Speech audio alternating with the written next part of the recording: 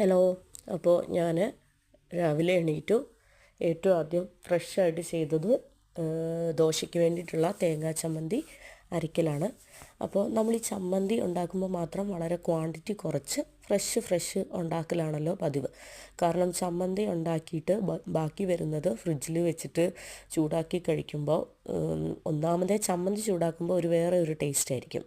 അപ്പോൾ ഫ്രഷായിട്ട് ചമ്മന്തി ഉണ്ടാക്കി ആ ദോശയുടെ മുകളിലോ ഇഡ്ഡലിയുടെ മുകളിലോ ഒഴിച്ച് കഴിക്കുമ്പോൾ ഒരു പ്രത്യേക സുഖമാണ്. പക്ഷേ ബാക്കി വന്ന ചമ്മന്തി ചൂടാക്കിയിട്ട് കഴിക്കുമ്പോൾ നമ്മുടെ ആ ദോശയുടെയും ഇഡ്ഡലിയുടെയും കൂടെ ഫ്രഷ്നെസ് നഷ്ടപ്പെടും. അപ്പം ഞാൻ സാധാരണ എന്നും എങ്ങനെയാണെന്ന് വെച്ചാൽ ചമ്മന്തിയുടെ ക്വാണ്ടിറ്റി എന്നും വളരെ കുറവായിരിക്കും. കാര്യം വെച്ചാൽ ബാക്കി വരാതെ 3 പേർക്കുള്ള അളവിനുള്ളത് മാക്സിമം ചെയ്യാൻ നോക്കും.